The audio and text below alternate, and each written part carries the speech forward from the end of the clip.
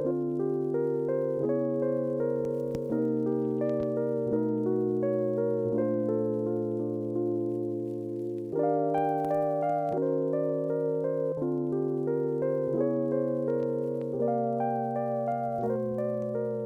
everybody and welcome. In today's video I'd like to show you everything that I made this spring season, and it was a surprisingly prolific season for me. I didn't expect it because I was preparing for my honeymoon in Japan. I was preparing especially a handmade wardrobe of new pieces but also old pieces that I wear and love all the time for my honeymoon, and I made a whole video about planning that process and what I was going to bring if you'd like to watch that as well. I thought that that would take up the entire season, but in fact I had time to also make a dress for a friend's wedding at the end of March, which was a pretty involved project, as well as a bunch of wardrobe staples. I think that's why it's been so prolific. I have been focusing on creating a lot more wardrobe staples out of old patterns that I know and love, and also a new pattern that I found that I made 4 times because I find that they're easy to mix and match and to create different silhouettes, and they're a lot more flexible in my daily wardrobe rather than the exceptional pieces that I make every once in a while, or a lot recently, that I can wear on exceptional occasions but not every day, and that aren't very layerable and therefore don't work with a lot of the rain and wind and highly variable temperatures we've been getting in the last few months. And so yeah, without further ado, I'll get straight to it because I've already blathered along enough. But if you're new here, my name is Sarah and I am a dual American and French citizen. I live in Paris, France, and on this channel I share mostly sewing projects, but I do dabble in other creative endeavors as well, such as you'll see in this one, embroidery and weaving, and also a little bit of knitting. And sometimes I share a little bit of my personal life and what inspires me creatively, in case that inspires you too. So welcome. So in no particular order, I would like to start with my Seamwork Margot skirt, which I made for my travel wardrobe in Japan. So I've already made this skirt exactly in black as well, but in a tighter knit, so a less stretchy ponte knit in the past, and that served me very well for at least 5 years of wear.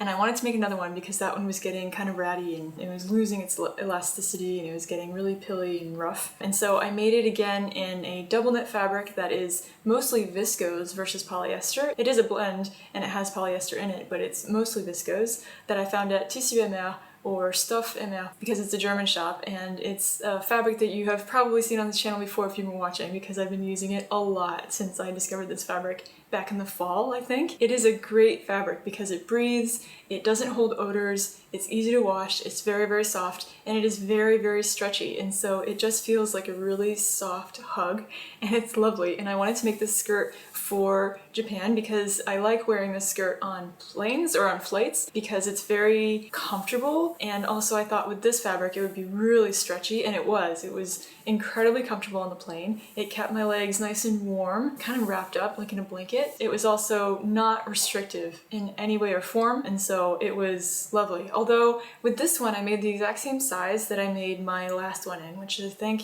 in the smallest size available for this pattern. Because this fabric is so very stretchy, this size was already a little bit too big on me. It fit my hips but not my waist measurements, and in the really stretchy fabric, it kept sliding down a little bit. Not super far down, just more to my high hips rather than my natural waist, and I prefer wearing it at my natural waist. I think I might take it in.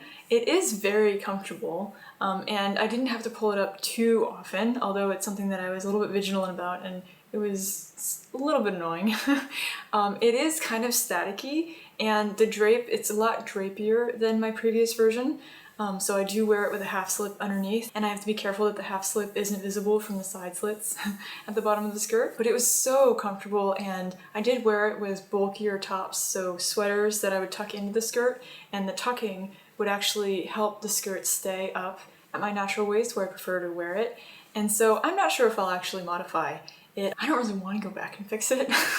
I'm a little bit lazy like that when it comes to modifying my garments. I think it's okay. I don't think it slips too much, so I think I'll just leave it that way.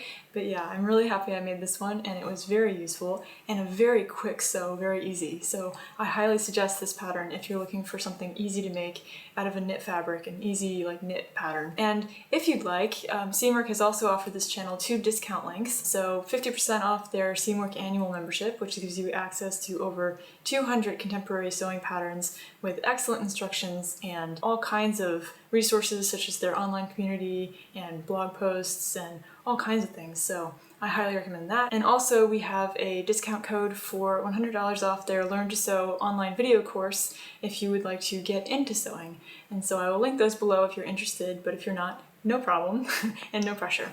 The second make is actually 4 makes because I made the same pattern 4 times because I loved it so much. And it is the Eola top by Coralie Bigasson, who is a French pattern maker, and it's available in English as well if you'd like to check that out. I first made the first one in the same double knit fabric that I made the Margot skirt in because I had enough left, and I modified the pattern in 2 ways. First, I shortened the sleeves to a 3/4 length because the pattern comes with 2 sleeve lengths. It's a cap sleeve or a long sleeve, and I wanted 3/4, and so I based it on the length of the Sew Over It Edie top 3/4 length sleeve, and that worked pretty well, I think. And then once I made this top up, I realized that it was hanging a little bit too loose around the waist on me. I found that there was a lot of extra fabric around the waist, even though the top half, so around the neckline and shoulders, it was fitting really well. And so it was this strange sort of fitted top and then sort of loose waist, which I didn't find very flattering. And so what I did was I took in the side seams about 3 centimeters at the waist point, and I graded that from the arm side in and then back out at the hips. And so it's sort of this wedge, somewhat triangular sort of wedge down to the hem, and I did that on all 4 versions. It worked out really well with my first version, and I think that I'll keep it that way. And so this version was okay. It turned out fine. I knew that it was a little bit of a risk making it in this thick, very stretchy knit because it's not exactly the fabric that the pattern calls for, but I wanted something a little bit more warm and cozy with an interesting neckline that I could wear more in the fall and the winter time. And it is that, but because the fabric is so stretchy, the neckline is very loose and it's very easy for it to fall down over my shoulders. It could be worn very easily as an off-the-shoulder top, but I know that if I were to wear it to work, for example, I'd be spending all day pulling up the shoulders to keep hiding my bra straps or keep it on my shoulder, and so it's a little bit too casual and a little bit too wonky in the way that it's not exactly the way the pattern was meant to be worn, that I think I'll just wear it at home or in more casual situations. But I'm pretty happy with this version anyway because it is very cozy and I do really love this fabric, and so I will wear it. And then my second version is in a 100% cotton knit, which is a lot lighter than a lot of knits that I've worked with in the past, and so I was a little bit worried about it. This fabric was gifted to me by Minerva, which is a fabric warehouse and shop in the UK, and it was gifted for free in exchange for an article on their website on the project that I made and then how it was sewing with the fabric. Although my opinion is my own, I don't have to give a good opinion about the fabric, and I say that because I love this fabric and I highly recommend it if you're making a pattern like this or this pattern, because at first I was a little bit worried because it was very light and I thought, will it stretch enough? Is the stretch recovery good enough? Because a lot of cotton knits, the stretch recovery isn't great if there's not also elastane or spandex incorporated into it, and it sits beautifully. This neckline is probably the most successful neckline of all the 4 versions that I made. It sits really well, not exactly flat, but that's very hard to get with knits. I find that it's smooth and breathable and comfortable, and I have no qualms about it. I love the navy blue color, and it's just an entirely successful make, so I'm really happy about that one. And then the 2 other versions that I made were in the same fabric, but in white and in black, that I got from Tissu Amer or Stuff Amer as well. This is also 100% cotton, just like the Minerva one in the navy blue, but it has much less stretch, and so this is why I have such a hard time with knit fabrics and why I don't love working with knit patterns and fabrics, is that it's so hard to get the effect that you want if you want something that's a little more precise. If it's not going to be a garment that's super loose and just like comfortable, if you want it to be a little bit more fitted, it's really hard to get it to sit correctly. Like this one, for example. This is the Jennifer Lauren Astoria top, I think. I'll put the name in the down below, but I find that the neckline is really tight, and so the shoulders sort of creep up towards my neck, and I keep having to pull it down to get it to lay flat and also get it out of my armpits. But that's just the nature of knit garments in general, and so these 2 They're okay, they're wearable, but I find that the necklines stand up a lot more and they're much more scrunched up towards my neck, and it doesn't sit as flatteringly or as elegantly as the blue one.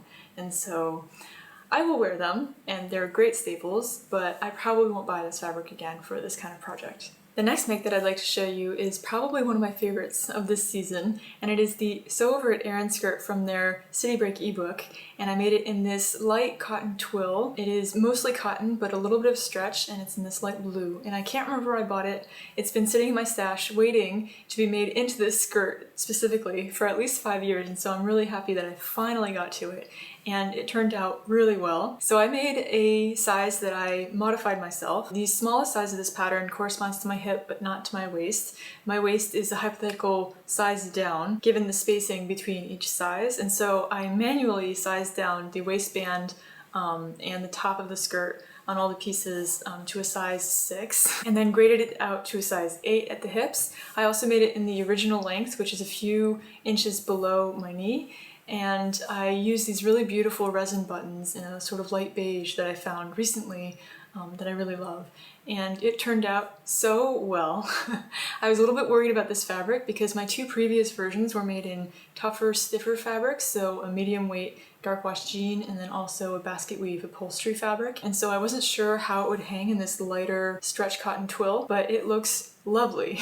I can't wear it with tights because this fabric just sticks and sort of, it's too light to stay down. It just sort of like, yeah, sticks to my legs and it feels awful. So it won't be as wearable throughout the year. And that's even with the half slip underneath. So I will have to wear it with bare legs, but it was great on my trip to Japan. And because it has some stretch in it, it was extremely comfortable. The buttons, when I have them buttoned all the way down, it does restrict my movements a little bit, as in it's hard to walk upstairs because I can't move my knees as much. So what I do is I unbutton the bottom 2 buttons and then my mobility is absolutely fine. And I find that the shape of the skirt is still really beautiful in that sort of pencil skirt shape. And so yeah, I love the color, I love the buttons, I love the shape, and I think it goes really well in my wardrobe, and I wore it a lot while we were in Japan, and so I'm really, really happy with this one. And the next 2 patterns that I made are cardigan patterns. And the first is the Jenna Cardi by Muse Patterns that I made in the same double knit fabric that I made the Margot skirt in, because I'm obsessed with it, I admit it, in this really beautiful sort of bluish gray color. And I made it with the V-neck, which is an extension to the original pattern that they sell separately.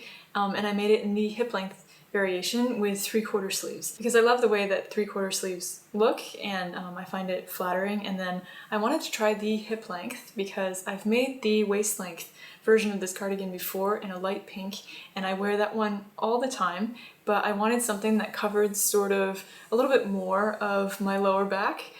Just for a different look when I'm wearing it with dresses, for example, and I think it turned out really, really well. The facing or the edge of the neckband does sort of flip out to the wrong side pretty often, and so I did add a line of stitching. I'm not sure if that was planned in the pattern or not, but I did have to pay special attention while I was top stitching around the neckband to kind of keep that seam allowance rolling inwards rather than flipping outwards. It does still flip a little bit, but I think it's okay. I really love these buttons, these darker blue sort of cloudy buttons. I accidentally didn't buy enough of the right buttons for this project, and so the last 2 at the bottom are from a completely different, just a button stash that I have of random buttons that people give me, which is often and a lot and not very useful when you only have 1 or 2, but that's another subject.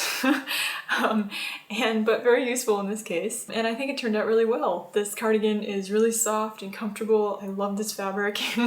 I love the color. I think it goes really well with the rest of my wardrobe, and I would probably make it again. But I do find that I somewhat prefer the waist length, so I might not make this hip length again, but we'll see. I've only been wearing it for the past few weeks, and so I'll have to get some more wear out of it and see if it's useful to me.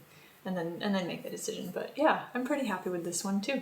The second cardigan is another Helen's Closet Blackwood cardigan because I love this cardigan pattern. It is a pretty easy make. It sews up in just a few hours, and it's just so comfortable and so easy to wear, and it works really well with my wardrobe. So I have it in a few different colors now. And I made it in this really beautiful dark pink, and it's a little bit more mauve, but not quite purple. I don't know how to, it's sort of a rosewood sort of color, and it's just beautiful and I love it.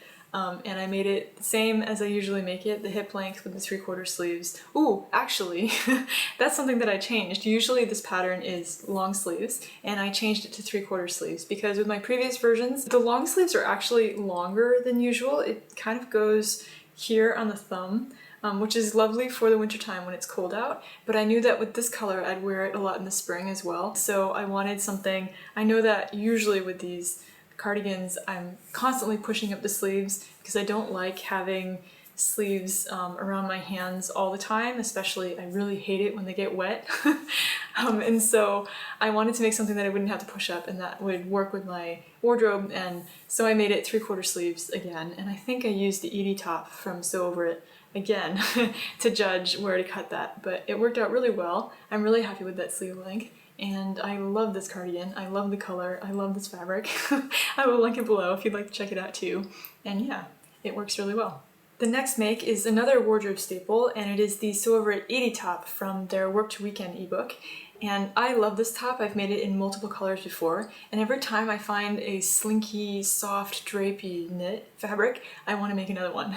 And I usually wear it mostly for sleeping in because they're so soft and drapey, and I figured this would be perfect for that as well. And it is this white viscose knit fabric from Tissu ML or Stuff ML again. I bought it during a big fabric haul when I was buying all of that double knit fabric and it worked really well with this pattern. It's really comfortable. It does sort of, because it's so slinky, it does wrinkle pretty easily, and it does sort of gather underneath my armpits, or it doesn't stay straight when I'm using my arms a lot, but that's fine. I wanted something drapey and casual and comfortable. I love the length. It's sort of a hip length, which is pretty long for a shirt, and so it keeps me nice and warm, no drafts while I'm sleeping. This fabric was a little bit hard to sew with because it was so slinky, and even though my machine is a little bit more fancy because it's the Janome Skyline S5 and it's pretty good at handling a lot of different fabrics, it does still eat very slinky fabrics, as in the needle pushes the fabric into the needle plate, and it just sort of bundles up in a little thread ball, and it's awful. And so what I do is I cut little squares of tissue paper and I pin it to the very beginning of the seam, because it always happens at the very beginning of the seam when you're sewing in a straight line. I make sure that the tails of the thread are well out of the way, and while I'm starting the seam, I sew very, very carefully through the paper, holding the threads back so that they don't get tangled up. And then once I get about an inch from that edge, you can stop and just sew normally. I also used my walking foot to help handle the 2 layers of fabric because they were very slippery. So I recommend doing that as well, and then after you just tear the tissue paper away. And you can usually reuse the little block a few times before you have to kind of bundle up and throw it away. And so yeah, that was what worked for this one, and it turned out really well. So that's already 9 projects. The 10th is a bathing suit, and this is also something I planned in my video of what I wanted to make for my honeymoon in Japan. And it is the Edgewater Marina bathing suit. It's a one-piece with an asymmetrical shoulder strap, and I made it in some leftover fabric from another bathing suit that I made a long time ago in this sort of thicker periwinkle swimsuit fabric. This was the hardest, and I think also a fail. So I spent a lot of time getting this to fit correctly. I made it a few times in some cheaper swimsuit lining fabric that I would be able to then use once I got it the right size as the lining fabric of this bathing suit, because it is also fully lined. What I did was I redrew the line of the back so that it had more bum coverage than was planned with there are a few different options of bum coverage, and I picked the highest coverage option, but I still found it to be not high enough, and so I added a little bit of fabric there. And then I also added an inch to the rise of the bathing suit because I have a longer torso than is average and that is usually integrated into sewing blocks, and the bathing suit was sort of pulling down before I did that. And so with an inch added to the rise, I made up the entire bathing suit and I put it on and it was fine. But then I noticed that I couldn't really move in it without it slipping down the side that didn't have a strap. And so it's not practical or wearable, which is such a disappointment because I love this color. I think the fit is great. I got the fit of the back really well. And I'm wondering if I don't think it's a design flaw, or if it's me, maybe it's my body and the way I made this pattern, but it's just not practical. Like, I can't wear it in public without, using one hand to keep pulling it up so that I don't flash everybody, and also I can't reach up with my arm. It's just not practical, and I could not swim in it. Oh my goodness, that would be indecent. And so I'm not gonna be able to wear this one, and that's such a shame because I really love the way it looks, and I wanted to try making a one piece because I don't have any one pieces, but I didn't want it to be a standard 2-strap regular one piece. I wanted something a little bit, I don't know, interesting. And I thought this asymmetrical detail was really interesting, but it just doesn't stay up for me, so I can't wear it. But anyway, oh well. And I'll just have to keep that in mind next time I'm choosing a one-piece bathing suit pattern, because I do want to try making more. I'll just have to put this one out of my mind. It happens. And the last sewing make that I wanted to share with you today is a dress that I made for a friend's wedding at the end of March. And I made it in this very beautiful sort of electric blue and navy blue viscose from Mind the Maker. And I made it using 2 different patterns that I spliced together. And it is the Sew Over It Rosy dress bodice with the sweetheart neckline and the very skinny straps, and lengthened about 1.5 centimeters or 5/8 of an inch. And then I made it with the Sew Over It Kate skirt from their Work to Weekend ebook, which I cut out super long. I think I added 20 inches to the length. And because this skirt is paneled, you can create slits, side slits wherever you want. And I chose to put in only one off-center in the front, and then I left the skirt very long because I wanted it to be midi length, and in the end I decided on keeping it T length, which is a little bit longer than midi length, I think. And yeah, this is a lot of fun to wear. The bodice, I was a little bit worried about it because with this very sort of openly woven viscose fabric, I was worried that it would start fraying or wouldn't be strong enough to hold up the weight of the skirt. And so I integrated the boning as the pattern calls for, but usually with cotton or linen fabrics. And to make sure that it had the same structural integrity of a cotton or a linen, I also underlined it with a silk organza and integrated the boning into channels created with the seam allowances of the silk organza layer, and that worked really well. It wasn't too thick or stiff. It molded really well with the viscose on the outside and in the lining, because I used the viscose lining as well, and it wasn't too thick or bulky, and it worked really well, and it helped support the weight of the skirt beautifully, and it fit really nicely. I think that the fit of the bodice is really great. I did have to modify the fit of the princess seam a little bit so that it didn't gape or sort of slouch too much, and I think it turned out really, really well. And it was a lot of fun to move around and dance in all night and to wear for such a beautiful event. So that's all of these sewing makes I made this season. I also participated in a traditional Japanese embroidery class, so a sashiko class, in Paris before we left for Japan back in April, and it was to make this pattern, or learn how to make this pattern, which is the Asanoha pattern in sashiko, and it was so much fun to learn that I've already signed up for a second class to learn how to make the wave pattern, or the Seigaiha pattern, which is tomorrow, which I'm really excited about. But yeah, I love sashiko. I love the white against the navy blue background, and it was so satisfying to sew. It's very geometrical shapes, and once you understand how to keep the line continuous and in which order to sew the lines or embroider the lines, it's very satisfying. And so I'm not entirely sure what I'm going to do with this yet, or if I'm going to do anything with it. I might just keep it as a souvenir. Tomorrow we're making pencil cases, so it'll be useful. But I do want to use this technique maybe for decoration around the house. I have a cushion for the couch that I've been wanting to decorate for a while, and so maybe I'll use that technique for that. But that was a lot of fun.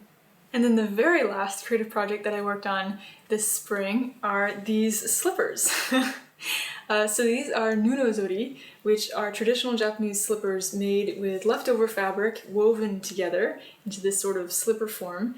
And I took a course, so an in-person workshop over 2 weekends at the Maison Culture Japonaise, which is the Cultural House of Japan, located by the Eiffel Tower in the 7th arrondissement of Paris, which was on a Saturday afternoon, and I do not recommend going to the Eiffel Tower on a Saturday afternoon unless you are not afraid of crowds. But it was so much fun learning how to make these slippers. So it's made with strips of leftover fabric. I used this cotton fabric from my stash that I've had for a very, very long time, just sitting in my stash. And then this braided part, I forget what it's called, which is not good because we were taught multiple times and my teacher would be very upset with me, is actually leftover fabric from a skirt that I made a few years ago. And it's a Liberty fabric, I think. And it was very thin. I think I would choose a thicker fabric next time, but I think it goes pretty well. I did make them a little bit too thin. I need to make them wider next time, but now that I know how to weave it, it was a really interesting technique. I think it wouldn't take too much time to do it again. I made the second slipper in the 2 hours we had left of the second class pretty easily. And yeah, I think they turned out well. And I think it would be extra comfortable if I made it in a jersey fabric next, because this cotton fabric is a little bit rough and not very cushiony on the feet. I think that in a jersey fabric it would be super soft and really nice. And so I'm excited to make that again, and I'm really happy that I learned this weaving technique because it was satisfying and a lot of fun. So those are all of the projects that I made this spring season, and I'm really happy with my makes. I think that they were pretty successful, especially the wardrobe staples that I made, such as the Aoda top, the t-shirt, and the 2 cardigans that I made. I think that they'll serve my wardrobe well and they'll be wearable throughout multiple seasons and something that I can layer and mix and match pretty easily, and so I'm really happy about that. And then, especially for my wardrobe that I brought to Japan, I think a lot of the pieces that I made are going to serve me really well in my wardrobe in general, and that they were a success bringing to Japan and on my travels as well. They worked really well. Except for the bathing suit. But that was a great learning experience, and now I know what kind of pattern to choose next time. And I'm really happy with my experiment splicing together 2 patterns for the dress I made for the wedding. I think that that turned out really, really well, and I'm really proud of my pattern modification skills that I've learned over the years. Don't hesitate to write in the comments what kind of projects you've been working on this spring, if there's anything you're really proud of, or if you've started learning something new. I do read the comments, and I know that YouTube is not so much of a two-way exchange, but I do read them and I do really love hearing back from you, so don't hesitate to write that to me. I have linked all of the patterns that I've talked about and all of the fabric, if it's still available, below, and so don't hesitate to check that out. And also, if you like this video, don't hesitate to like and subscribe so that you don't miss any new videos. I hope you enjoyed this video, and I will see you again here very soon. Bye-bye.